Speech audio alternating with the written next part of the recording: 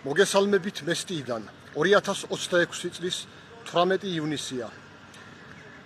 უკრაინასა და რუსეთს შორის ომი გრძელდება ინტენსიური შეტაკებები, მიმდინარეობს ერთმანეთის ტერიტორიებზე შეტევები, როგორც სარაკეტო შეტევები ორივე მხრიდან, ასევე დრონების შეტევები, როგორც მოგეხსენებათ გასულ ღამეს უკრაინის მხრიდან რუსეთის ტერიტორიაზე განხორციელებული იქნა ერთ-ერთი უდიდესი შეტევა ომის დაწყებიდან და მათ შორის ყველაზე უფრო დიდი შეტევა ომის დაწყებიდან ქალაქ მოსკოვსა და მოსკოვის ოლქზე. სანამ დეტალურად ვისაუბრებდე საკითხებზე, მოგიწოდებთ იმათ, ვისაც აქ ამ აკაუნტზე, ამ პლატფორმაზე, ამ აკაუნტზე ჩემი აქტიურობა საინტერესოდ და საზოგადოებისთვის სასარგებლოდ მიგაჩნიათ. მოგიწოდებთ რომ გამოიწეროთ, დააფოლოვოთ ეს აკაუნტი, დასვათ მოწონებები, ლაიქები და გააზიაროთ იმ მიზნით, რომ თქვენ და უფრო მეტ ადამიანს უფრო მეტი წვდომა რო გქონდეთ ამ აკაუნტზე არსებულ მასალაზე. მასირებული დარტყმები იქნა მიტანილი გასულ ღამეს უკრაინის მიერ რუსეთის ტერიტორიაზე. აგერ ეს საბჭოთა კავშირის დროინდელი რუკაა, მაგრამ საზღვრები ჩანსახდა. ინტენსიური იერიშები იქნა მიტანილი მოსკოვის ტერიტორიაზე, ლაპარაკი არის 200-მდე დრონზე. იქ მოგეხსენებათ იწვის ნავთობის საცავები. ასევე მოსკოვში გაჩერებული იქნა აეროპორტების მუშაობა. მათ შორის მგზავრები გადაყვანილი იქნენ მათ შორის თვითმფრინავებიდან თავშესაფრებში.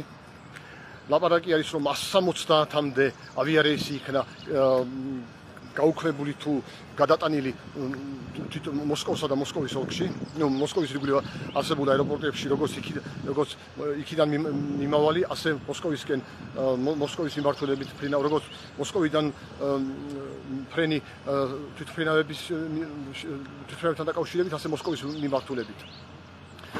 მოსკოვს მე მინდა მოგახსოვოთ, ვინც არ იცით, ქალაქ მოსკოვს ირგვლივ აკრავს წრიული გზა, რომელიც არის მნიშვნელოვანი სატრანსპორტო არტერია მოსკოვისათვის. მისი მნიშვნელოვანი ნაწილი გადაკეტილი იქნა პოლიციის მიერ. მოკლედ, მოსკოვმა მიიღო ომის დაწყებიდან კი არა, მეორე მსოფლიო ომის დამთავრებიდან ყველაზე უფრო მასირებული დარტყმები გასულ ღამეს. ეს მოვლენები კიდევ ერთხელ ადასტურებს იმას, რომ ფიქრე ნატო-რა პუტინისა და პუტინის არაერთი მოკავშირის ნატო-რა მსოფლიო მასშტაბით იმის შესახებ, რომ ტრამპი რომ მოვიდოდა ის ომს დაამთავრებდა უკრაინის გამარჯვებით და პუტინი და ტრამპი თითქოსო გაიყოფენო მსოფლიოს გავლენის ზონებადო, ეს არის აბსურდი, რომ ეს ამის იმედი ტყუილად ჰქონდა ამ შემთხვევაში ზოგზოგებს. ასევე გუშინ მასირებული შეტევები იქნა მიტანილი არა მხოლოდ მოსკოვის ტერიტორიაზე, არამედ რუსეთის ტერიტორიაზე ზოგადად. მათ შორის სხვადასხვა რეგიონებში და ლაპარაკი არის 500-ზე მეტ დრონზე და ასევე გარდა რუსეთის ტერიტორიისა იერიშები იქნა მიტანილი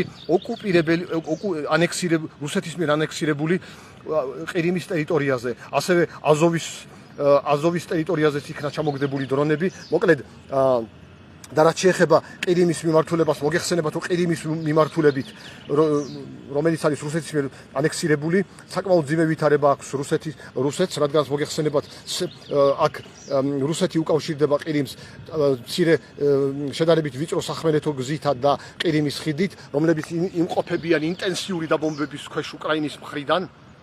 რამაც სერიოზული პრობლემა შექმნა ყირიმის მომარაგებაში და მას შემდეგ რაც აგრესიული ომი დაიწყო პუტინმა უკრაინის წინააღმდეგ, ყოველ ზაფხულს ტურისტული სეზონი იყო ყირიმში, მაგრამ ამ ზაფხულს უკვე სერიოზული ალბათობა არის იმისი, რომ ყირიმში ტურისტული სეზონი ან ჩავარდება, ან თითქმის ჩავარდება. ყოველივე ეს ზემოხსენებული მოვლენები კიდევ ერთხელ ადასტურებს პუტინის წარუმატებლობას, ადასტურებს იმას, რომ მას არ შესწევს უნარი, რომ გაიმარჯვოს ამ ფრონტზე და გარდა იმისა, რომ ის უკრაინის ფრონტზე ვერ იმარჯვებს, არათუ ვერ იმარჯვებს, არამედ ინტენსიური დაბომბების ქვეშ იმყოფება თვითონ რუსეთის ტერიტორია. ის კარგავს ამასობაში მან დაკარგა პოზიციები ფინეთისა და შვედეთის ნატოში შესვლით, ვენესუელაში ნიკოლას მადუროს რეჟიმის დამხობით, რომელიც მისი უახლოესი მოკავშირე იყო, სირიაში ბაშარ ასადის დამხობით, ირანში მოვლენებით, უნგრეთში მისი მოკავშირე, ევროკავშირში მისი მოკავშირე ვიქტორ ორბანის დამარცხებით არჩევნებზე სომხეთში, მისი მოკავშირეების დამარცხებით საპარლამენტო არჩევნებში და ნიკოლ პაშინიანის კიდევ ერთი გამარჯვებით და მთელი ეს პროცედურა, მთელი ეს მოვლენები აჩვენებს იმას, რომ საკმაოდ ძიმედ მიდის პუტინისათვის საქმე, მსოფლიო მასშტაბით პუტინის პოზიციები სუსტდება, ცირდება და უფრო უახლოვდება პუტინი მარცხს, ჯერ დასუსტებას, ხოლო შემდეგ მარცხს, ზოგადად კრემლის რეჟიმი. საქართველოსთვის ეს არის ძალიან მნიშვნელოვანი მოვლენები, რადგანაც როგორც მოგეხსენებათ, რაც უფრო უჭირს პუტინს, მით უფრო თმობს პოზიციებს სოფლიოს სხვადასხვა კუთხეში, როგორც რაზეც ახლა წეგან ვილაპარაკე, ასე რომ რაც უფრო მეტად გაუჭირდება პუტინს, ჯერ ერთი ის, რომ მეტი ალბათობა იქნება მისი დამარცხების, რაც რუსეთის მიერ საქართველოს ოკუპირებული ტერიტორიების დეოკუპაციას ნიშნავს ავტომატურად და ასევე რაც უფრო მეტად გაუჭირდება პუტინს, მით უფრო მეტი ალბათობა იქნება იმისი, რომ მან დამარცხებამდეც კი ნებაყოფილობით გაჭირვებით უარი თქვას საქართველოს, რუსეთის მიერ ოკუპირებული საქართველოს ტერიტორიების ოკუპაციაზე და ნებით მოახდინოს დეოკუპაცია. ეს ვერსიაც არ არის გამორიცხული, თუ ძალიან გაუჭირდება. საქართველოსთან და ყოველივე ზემოხსენებულიდან გამომდინარე, მე მინდა მივმართო საქართველოს, მე მინდა მივმართო ოცნების ხელმძღვანელობას, ხომ აშკარაა, რომ პუტინი საქმე ცუდად მიდის. აშკარაა, რომ პუტინის ავანტიურის შედეგად, მისი აგრესიული ომის შედეგად სერიოზულად ზარალდება რუსეთი.